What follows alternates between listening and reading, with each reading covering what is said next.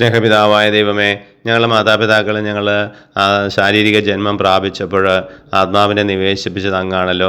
ആ അവസരത്തിൽ ഒത്തിരി ആത്മീയ നന്മകളാകുന്ന വിത്തുകൾ അങ്ങ് ഞങ്ങളിൽ പാകി. പിന്നീട് മാതാപിതാക്കളിൽ ഞങ്ങൾ വിശ്വാസം അവർ പകർന്നു തന്നപ്പോൾ വൈദികരും അധ്യാപകരും നല്ല ചിന്തകൾ, നല്ല പരിശീലനങ്ങൾ ഞങ്ങൾക്ക് തന്നപ്പോൾ ഒത്തിരി വിത്തുകൾ, നല്ല വിത്തുകൾ പാകപ്പെട്ട് അതെല്ലാം കിളിർത്ത് വന്നതാണ്.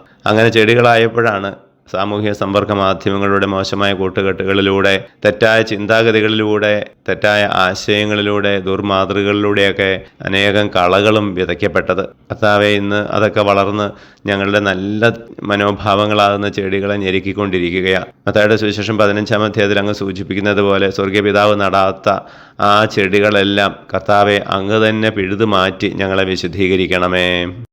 ഈശോയെ, ഞങ്ങളെ അനുഗ്രഹിക്കണമേ, ഇപ്പോഴും എപ്പോഴും എന്നേക്കും. ആമേൻ.